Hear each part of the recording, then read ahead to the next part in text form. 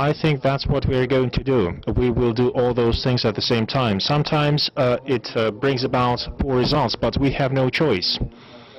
Therefore, we are trying to attract as many people who have fire in their eyes as possible. When we speak about common men and uncommon men, I can say this. In Europe, they like stability.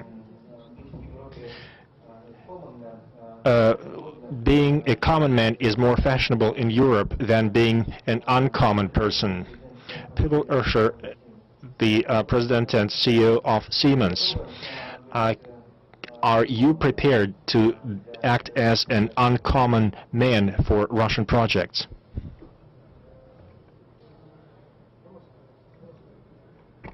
The answer is absolutely and clearly yes. I mean, if I came late to this party here, so I apologize for probably not having heard everything what you have already said. But we are very proud of being associated with this project. I think when we will look back, and I will now use a very grand word. I think this is a defining moment in the history what we are able and possibly to create together. And it's not the companies like Siemens, Cisco's and others, and I think, Joel, you said it rightfully so, providing the framework, the translational, that ideas are flowing, translational research is happening, and that we are able to link Skolkovo, not way beyond Russia. I think what all of us have learned in business is that over 97% of any innovation in any field is happening outside boundaries, being it company boundaries or being it actually physically in one place. And I think the great opportunity is to really link it with the best entrepreneurs, with the best scientists behind the best projects around the world, and this becomes a hub. And how we're able and potentially do this together, Siemens is very proud of to be part of this. We want to be part of this, and I think the opportunity is vast and great.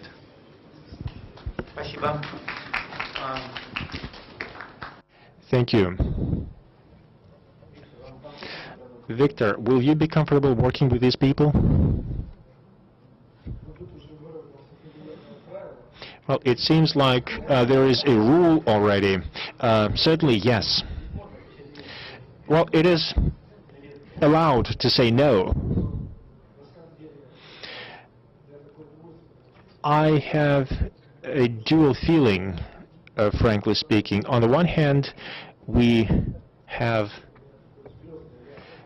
a number of great, bright stars. Just look at the number of CEOs and people of science, heads of universities, the best in the world. They have accepted our proposals to hook up to this project, and that makes us very happy. On the other hand, that certainly means a lot of obligations. We have to work up to people's expectations, and we will have to double our efforts to be up to the expectations, to really use all the opportunities that will be given to us. I'm very supportive of the main idea that has been voiced several times. We are not making any illusions with regard to the role of big businesses, especially in the beginning, at an early phase of the project. Certainly big businesses have different motives. Let's be open about it. When they come here with their R&D centers, when they bring in their knowledge and experience, they certainly follow their own goals and objectives. They need to promote their goods in the Russian market.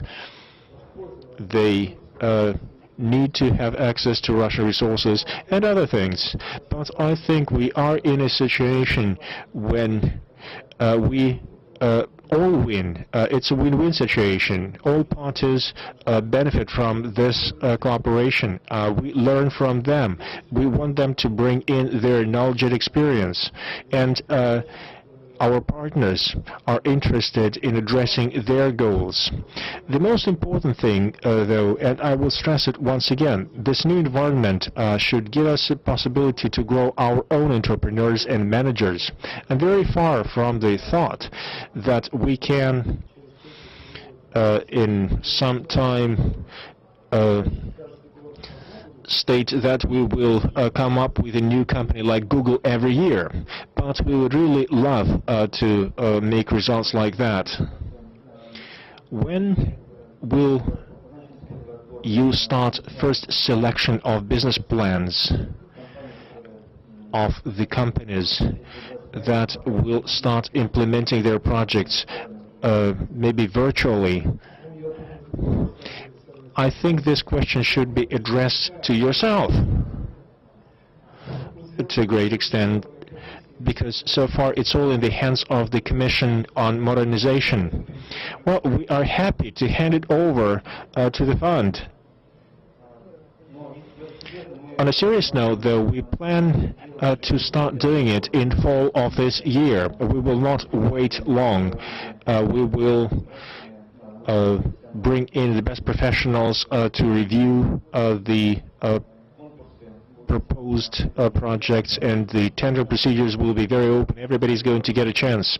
Now several people will get a chance to ask questions to the participants of our panel.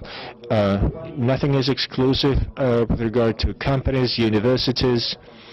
I have graduated from the Moscow State University and Russian School of Economics, Duke University. Many of my friends went to MIT, Stanford.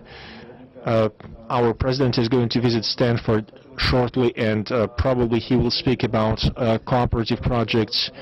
The number of seats on the board is limited, and we cannot invite everyone, but at different levels, in different formats, we hope to have participation of many different partners. Please make your questions brief, make them shorter than answers you expect to get, and make each following question shorter than a previous one. I'm going to go around the circle. We have 20 minutes before the end of the session. Let's start from the left. Please use the microphone. Please introduce yourself when you put a question. I'm Vekselberg, Israel, Russia. I am a venture capitalist and entrepreneur. I want to ask a question to Mr. Vekselberg. It's well known that Israel has been very successful in monetization of Russian technologies. They are having a lot of companies created, many mechanisms for monetization have been created. This had to do with an influx of scientists from the Soviet Union who came to live in Israel. In this system, which we have now, like in Skolkovo project, we have never had anyone mention this. Do you plan to use Israel's experience in your work? The project is going to be an international project. We have an internal rule which states that our employees should be international employees that should bring in a certain culture. On the board, we have 50% of international members. Certainly, we want to use the best practices, best knowledge from all over the world. And I would not set Israel aside. I would not say anything special about it, anything exclusive.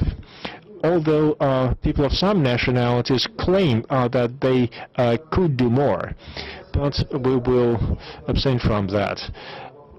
Let me use your question to give you a somewhat broader answer.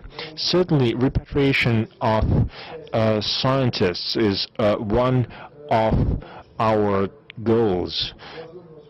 In a reasonable sense, we want to stop brain drain from Russia. We want people to believe that there is a possibility for them to make their ideas fly in Russia. We also want to address our compatriots who have already accumulated experience, who feel certain dissatisfaction inside them. We want to give them an opportunity to come back to their homeland and implement their ideas. That is a plan, and that is where Israel comes into the picture. We are going to do it. We have already launched a questionnaire. We are trying to understand why can people make a decision to come back to Russia and temporarily or for a long time work in Skolkovo or somewhere else. I don't have a good answer for that myself, and I will explain why.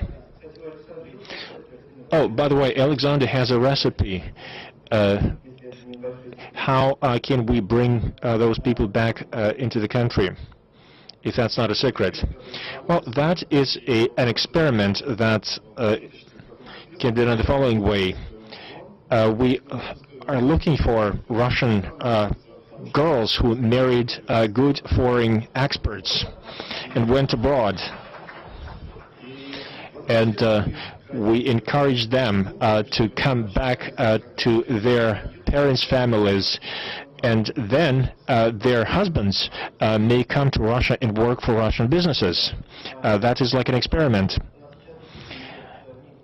Well, we have been doing a preliminary selection of projects, and we will try to give the results to the fund.